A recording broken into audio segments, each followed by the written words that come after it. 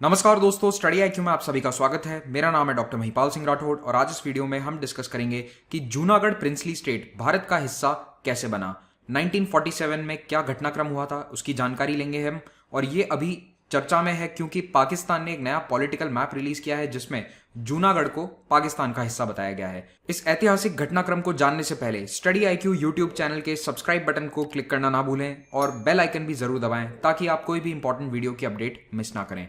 अगर आप मुझसे सोशल मीडिया पर जुड़ना चाहते हैं तो मुझे ट्विटर, इंस्टाग्राम या फेसबुक पर इन आईडीज पे फॉलो कर सकते हैं और मेरे सभी लेक्चर्स के पीडीएफ इस टेलीग्राम चैनल से डाउनलोड किए जा सकते हैं। स्टडी आईक्यू का स्मार्ट कोर्स यूपीएससी सिविल सेवा परीक्षा के लिए उपलब्ध है।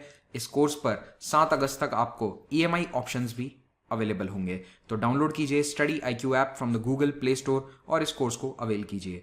4 अगस्त 2020 को पाकिस्तान की सरकार ने एक नया नक्शा रिलीज किया है। अभी बहुत सारे नए नक्शे रिलीज किए जा रहे हैं भारत के पड़ोसियों के द्वारा, तो उसी क्रम में ये भी एक नया मैप है जिसमें आप देख सकते हैं कि पाकिस्तान ने कश्मीर को अपना प्रोविंस बताया है, पूरे कश्मीर को, not just the Pakistan occupied Kashmir. और मुझे यहां पर काफी फनी लगा कि इन्होंने कोई भी ईस्टर्न बाउंड्री यहां पर मार्क नहीं करी है क्योंकि यहां पर चाइना कंट्रोल्ड टेरिटरी आ जाती है, तो शायद चाइना को नाराज नहीं करना चाहते होंगे। अब जम्मू कश्मीर का मैप में इंक्लूजन कोई ज्यादा सरप्राइजिंग नहीं है, ये तो एक्सपेक्टेड था, लेकिन जो सरप्राइजिंग बात थी वो यहां पर मैप में नीचे की ओर देख, इसी में आपको थोड़ा सा जूम इन करके बताता हूं। तो ये भारत के गुजरात राज्य में जो जूनागढ़ प्रिंसली स्टेट है उसकी बाउंड्रीज है। तो जूनागढ़ और एक और छोटा सा प्रिंसली स्टेट था जो जूनागढ़ के अधीन ही आता था, मानवदर। तो इन दोनों को पाकिस्तान ने क्लेम किया है अपने मैप में। जुलाई 1947 में ब्रिटिश हुकूमत ने इंडिया इंडिपेंडेंस एक्ट की घोषणा करी थी, भारत को आजादी दी जाएगी। अगस्त महीने में यह डिसाइड कर लिया गया। साथ ही साथ सभी प्रिंसली स्टेट्स को 3 चॉइसेस दी गई थी, या तो आप इंडिपेंडेंट हो सकते हैं, या भारत के साथ जा सकते हैं, या पाकिस्तान के साथ जा सकते हैं। अब ये चॉइसेस देने के पीछे रीजन ये था कि अंग्रेज एक यूनाइटेड इंडिया या बहुत ज्यादा स्ट्रांग इंडिया नहीं चाहते थे और इसी कारण कई राज्य ये सोचने लगे, कई प्रिंसली स्टेट ये सोचने लगे कि हम इंडिपेंडेंस हासिल कर सकते हैं। स्पेशली वो राज्य जिनकी कोई समुद्री बाउंड्री थी, वो ये ऐसा सोचने लगे कि हम अपने इंटरनेशनल ट्रेड के थ्रू अपने आप को सस्टेन कर लेंगे, हमें इंडिया पर डिपेंडेंट होने की जरूरत नहीं थी। लेकिन छोटे छोटे टुकड़ों में बटे भारत के सब कॉन्टिनेंट की जो परिकल्पना ब्रिटिशर्स ने करी थी वो माउंट बैटन को ज्यादा रास नहीं आई। Mountbatten was the last viceroy और ब्रिटिश गवर्नमेंट में भी ये एक डेवलप होने लगी फीलिंग कि शायद ये पॉलिसी गलत हो सकती है। तो माउंट बैटन पर्सनली कई राजाओं से जाकर बात करने लगे कि आप अपना जो प्रिंसली स्टेट है वो या तो भारत में शामिल कर लो या पाकिस्तान में कर लो, लेकिन ये इंडिपेंडेंस के ख्वाब आप मत देखिए। तो इस तरह से ज्यादातर प्रिंसली स्टेट्स भारत या पाकिस्तान को चूज करके शामिल हो गए, लेकिन फिर भी कुछ राज्य थे जो शामिल नहीं होना चाहते थे। कश्मीर, हैदराबाद, त्रावणकोर और जूनागढ़ जैसे कुछ प्रिंसली स्टेट्स भारत में शामिल नहीं होना चाहते थे, वो इंडिपेंडेंट रहना चाहते थे। अब इस वीडियो में हम बात कर रहे हैं जूनागढ़ की, तो मैं आपको जूनागढ़ की लोकेशन दिखा देता हूं।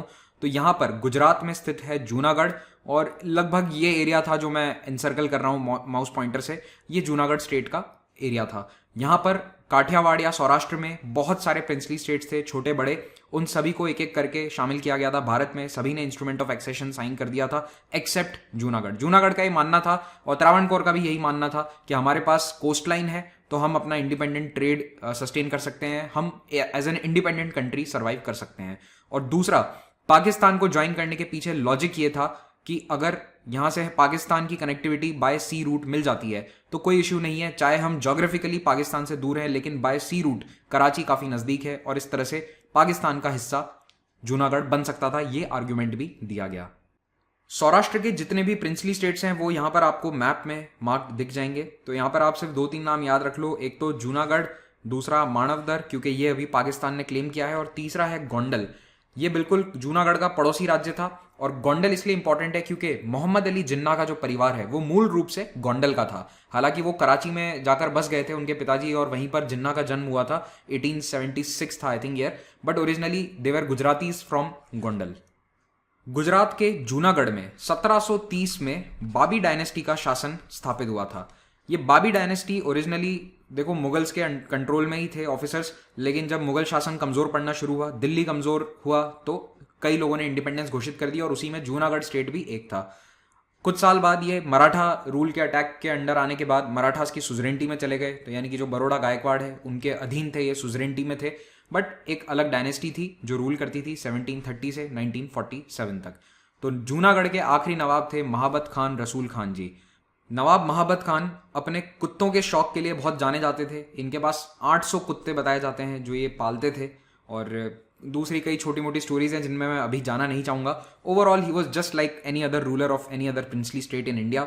अब जूनागढ़ की खास बात ये थी कि यहाँ पर 4/5 पॉपुलेशन यानी कि 80% पॉपुलेशन थी हिंदू और केवल 20% पॉपुलेशन थी मुस्लिम, लेकिन रूलर वॉज अ मुस्लिम। सन 47 की गर्मियों में महाबत खान एक नॉर्मल प्रिंसली स्टेट रूलर की तरह अपनी गर्मी की छुट्टियां मना रहे थे यूरोप में। उन्हें पीछे कोई लेना देना नहीं था कि उनके स्टेट में क्या हो रहा है। जो पूरा काम था स्टेट का वो दीवान या फिर प्राइम मिनिस्टर के बराबर एक पोजीशन होती है, वो संभाला करते थे। मई 1947 में क्या होता है कि जूनागढ़ के दीवान बनते हैं शाहनवाज भुट्टो।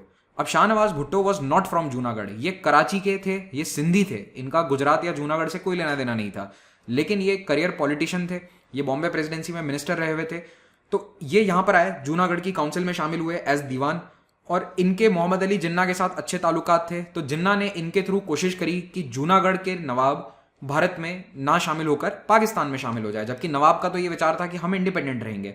और जैसा कि मैंने आपको बताया कि जिन्ना की फैमिली ओरिजिनली गोंडल से थी, तो मुझे ऐसा पर्सनली लगता है कि जिन्ना की ये कोशिश रही होगी कि मेरा होम स्टेट या मेरा होम टाउन पाकिस्तान में शामिल हो। I am not sure about this, इसीलिए मैं यहां पर स्टार मार्क करके इसे आपको बता रहा हूं। 15 अगस्त 1947 को जब भारत आजाद हुआ, उसी दिन नवाब ऑफ जूनागढ़ ने यह अनाउंस किया कि हम पाकिस्तान को ज्वाइन करेंगे। जूनागढ़ भारत को ज्वाइन नहीं करके पाकिस्तान ज्वाइन करेगा, और इस फैसले के पीछे इन्फ्लुएंस बताया जाता है शाहनवाज भुट्टो को। जैसे ये घोषणा हुई तो दिल्ली से वीपी मेनन को भेजा गया नवाब से बातचीत करने के लिए, लेकिन ये बातचीत बेनतीजा रही। वीपी मेनन ने अपनी बायोग्राफी में नवाब ऑफ जूनागढ़ के बारे में बहुत शानदार बातें लिखी है, जो मैं अभी आपको यहाँ पर डिस्क्राइब नहीं करूंगा। कभी आपको लाइफ में फुर्सत मिले, मौका मिले तो वीपी मेनन की बायोग्राफी जरूर पढ़िएगा। खैर, एक महीना बीत जाता है। पाकिस्तान की तरफ से फाइनली 15 सितंबर को घोषणा होती है कि हाँ, हम जूनागढ़ को अपने देश में शामिल कर लेते हैं। अब ऐसा माना जाता है कि इस एक महीने तक दोनों देश एक तरह से सीक्रेटली बातचीत कर रहे थे, या फिर दोनों देश कोशिश कर रहे थे कि कश्मीर और जूनागढ़ दोनों मैटर्स को सॉल्व कर लिया जाए। ऐसा माना जाता है कि भारत पर दबाव बनाना चाहता था पाकिस्तान यूजिंग जूनागढ़ रिगार्डिंग कश्मीर, क्योंकि सेम इसी समय कश्मीर को लेकर भी बातचीत चल रही थी, कश्मीर को लेकर भी काफी टू एंड फ्रो चल रहा था दोनों देशों के बीच में। अब भारत सरकार ने यहां पर पाकिस्तान और जिन्ना पर सीधे तौर पर यह आरोप लगाया कि आपने पाकिस्तान अलग देश बनवाया ये कहकर कि हिंदू और मुस्लिम एक साथ नहीं रह सकते, they are not one nation, वो तो दो अलग अलग देश हैं, इसीलिए टू नेशन थियरी है। अब आप कह रहे हैं कि जूनागढ़ के 80% हिंदू पाकिस्तान में शामिल हो, तो ये तो आप अपने खुद के ही आर्ग्यूमेंट को झुटला रहे हैं। दूसरी ओर पाकिस्तान की गवर्नमेंट का यह कहना था कि जब भारत सरकार कश्मीर के महाराजा हरि सिंह के द्वारा साइन किए गए इंस्ट्रूमेंट ऑफ एक्सेशन को लीगल मान रही है, तो नवाब ऑफ जूनागढ़ के द्वारा साइन किए गए इंस्ट्रूमेंट ऑफ एक्सेशन को लीगल क्यों नहीं मान रही। ये तर्क वितर्क जारी थे। इस बीच कुछ और घटनाक्रम चलता है। मांगरोल और बाबरियाबाद ये दो छोटे प्रिंसिपैलिटीज थे, यानी कि ये जूनागढ़ प्रिंसली स्टेट के अधीन कुछ और रियासतें थी जिनमें हिंदू राजा थे। तो यहां के दोनों राजाओं को यह कहा गया भारत सरकार ने, या फिर उन्हें एनकरेज किया गया कि आप अपनी तरफ से इंस्ट्रूमेंट ऑफ एक्सेशन साइन कर लो कि हम भारत को ज्वाइन करना चाहते हैं, ना कि पाकिस्तान को। तो मांगरोल और बाबरियाबाद के राजा मान गए। अब जूनागढ़ के नवाब ने कहा कि ये तो मेरे अधीन आता है एरिया, तो तुम अलग से कैसे साइन कर सकते हो इंस्ट्रूमेंट ऑफ एक्सेशन। तो इस रीजन को, यानी कि मांगरोल और बाबरियाबाद को प्रोटेक्ट करने के लिए ये ऑफिशियल रीजन देकर भारत ने अपनी आर्मी भेजी और जूनागढ़ स्टेट को चारों तरफ से एनसर्कल कर लिया गया। एक नेवल ब्लॉकेड भी लागू किया गया ताकि किसी भी प्रकार का ट्रेड या फिर कोई पाकिस्तान से सहायता ना पहुंच सके जूनागढ़। ये ब्लॉकेड के लागू होते ही नवाब को लगने लगा कि अब यहां पर मेरा सर्वाइव करना मुश्किल हो सकता है। तो नवाब अपने सारे पैसे के साथ, सारे ट्रेजरी के साथ और अपने परिवार के साथ जूनागढ़ से एक एरोप्लेन में बैठकर कराची जा पहुंचते हैं, और पीछे अपनी सरकार अपने दीवान को संभालने के लिए दे जाते हैं कि तुम पीछे एडमिनिस्ट्रेशन संभालो। लेकिन ये जो दीवान है ये भी कोई 2 हफ्ते तक ही केवल एडमिनिस्ट्रेशन को संभाल पाए। इसी बीच जूनागढ़ के कुछ लोगों ने बॉम्बे में एक गवर्नमेंट इन एग्जाइल शुरू कर दी, यानी कि अपनी एक लोकल गवर्नमेंट जो नवाब के एडमिनिस्ट्रेशन से अलग थी। इसका नाम था आरजी हुकूमत, और इस लोकल गवर्नमेंट के पीछे मेन जो आदमी थे वो थे संबल दास गांधी, जो महात्मा गांधी के एक भतीजे थे। याद कीजिए, महात्मा गांधी थे ओरिजिनली पोरबंदर से, जो कि जूनागढ़ के पास में ही है, और संबल दास गांधी के नेतृत्व में ये लोकल गवर्नमेंट चली। भारत सरकार ने ऑफिशियली इसे कभी सपोर्ट नहीं किया, लेकिन अनऑफिशियली इसे पूरा सपोर्ट हासिल था। तो इन आरजी हुकूमत के लोगों ने जूनागढ़ के कैपिटल यानी जूनागढ़ सिटी के आसपास के कुछ एरियाज पे अपना कंट्रोल भी एस्टैब्लिश कर दिया। लेकिन इसी बीच 8 नवंबर आते आते, यानी कि नवाब के जाने के 2 हफ्ते के भीतर ही जो दीवान था जूनागढ़ का, शाहनवाज भुट्टो, उन्होंने भारत सरकार को एक चिट्ठी लिखी और जिन्ना को भी चिट्ठी लिखी कि यहाँ पर स्थिति बहुत खराब है ब्लॉकेड के कारण और डेली हमारे नागरिकों को बहुत परेशानियां झेलनी पड़ रही है।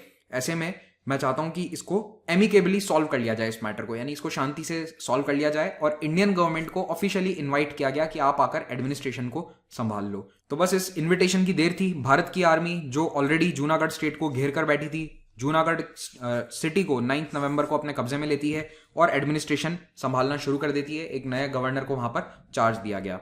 लेकिन जैसे ही भारत की सरकार ने जूनागढ़ का एडमिनिस्ट्रेशन अपने हाथ में लिया तो पाकिस्तान की तरफ से क्रिटिसिज्म होने लगा कि ये तो आपने जबरन एनेक्स कर लिया है जूनागढ़ को, यानी कि आपने जबरदस्ती कब्जा कर लिया है। यहां के नवाब ने तो हमें सत्ता दी है, पाकिस्तान के नाम पे साइन किया है इंस्ट्रूमेंट ऑफ एक्सेशन, तो भारत सरकार का यहां पर क्या रोल है? तो इंटरनेशनल लेवल पर क्रिटिसिज्म ना हो, इसीलिए भारत सरकार ने एक प्लान निकाला। उन्होंने कहा कि एक पब्लिक रेफरेंडम कराते हैं, एक प्लेबिसाइट करवाते हैं और पूरा मुद्दा शिफ्ट कर दिया गया नवाब के साइन पर नहीं बल्कि जनता क्या चाहती है इसके ऊपर। तो पब्लिक रेफरेंडम की डेट तय करी गई 20 फरवरी 1948। तो 3 महीने के अंदर अंदर ये रेफरेंडम हो गया। रेफरेंडम का नतीजा एक्सपेक्टेड था लेकिन कुछ ज्यादा ही अच्छा था। 99.95% ऑफिशियल वोट गया भारत के फेवर में, यानी कि केवल 2 लाख में से 91 वोट्स पाकिस्तान को ज्वाइन करने के फेवर में थे। 1,90,870 लोगों ने कहा कि हमें ज्वाइन करना है भारत को। और जूनागढ़ के बाद आसपास के जो छोटे प्रिंसली स्टेट्स थे जैसे मांगरोल, इनमें भी ये प्लेबिसाइट करवाया गया। वहां पर 31,000 वोट्स पड़े जिनमें से केवल 39 पाकिस्तान को ज्वाइन करने के फेवर में थे। इस रेफरेंडम के नतीजे के साथ भारत सरकार बिल्कुल कॉन्फिडेंटली दुनिया को ये कह सकती थी कि जब जनता, ऑलमोस्ट 100% जनता चाहती है कि हम भारत के साथ रहें, तो फिर जूनागढ़ पाकिस्तान को कैसे ज्वाइन कर सकता है। और दूसरा फैक्टर ये था कि जूनागढ़ की ज्योग्राफिक कंटिन्यूटी नहीं है पाकिस्तान के साथ। बॉर्डर तो कच्छ एरिया के साथ बनता है, यहां जूनागढ़ से कई 100 किलोमीटर दूर। तो ऐसे टेरिटरी पाकिस्तान के साथ कैसे शामिल हो सकती है केवल इस बेसिस पर कि समुद्र से डायरेक्ट रास्ता है?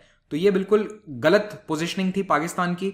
इस प्लेबिसाइट का रिजल्ट आने के बाद पाकिस्तान ने ये मुद्दा यूनाइटेड नेशंस में भी उठाया था। आप में से कई लोगों को शायद ये बात मालूम भी नहीं होगी कि कश्मीर के साथ साथ ये जूनागढ़ का मैटर भी अटैच्ड है। तो कश्मीर का मुद्दा तो अनरिजॉल्व है ही, ऑफिशियली ऑन पेपर यूएन में आज दिन तक ये जूनागढ़ का मैटर भी अनरिजॉल्व है। लेकिन पाकिस्तान ने इसे बड़े स्तर पर इंटरनेशनल प्लेटफॉर्म्स पर कभी नहीं उठाया है। 1948 के बाद में ये पहली बार है, 70 ईयर्स में पहली बार ऐसा हो रहा है कि पाकिस्तान ने जूनागढ़ को ऑफिशियली अपने मैप में या और कहीं पर अपना बताया हो। हाँ, ये जरूर चर्चा छेड़ देते हैं कि आपने कश्मीर के अंदर इंस्ट्रूमेंट ऑफ एक्सेशन मान लिया लेकिन जूनागढ़ का एक्सेशन डॉक्यूमेंट नहीं माना। इतनी सी चर्चा जरूर होती है कई बार जब तर्क दिए जाते हैं पाकिस्तान के द्वारा रिगार्डिंग कश्मीर, लेकिन बड़े स्तर पर इस मुद्दे को उठाया गया है पहली बार। तो उम्मीद करता हूं कि आपको ये पूरी हिस्ट्री काफी अच्छी लगी होगी, इंटरेस्टिंग लगी होगी। Thank you very much for watching this. Have a great day.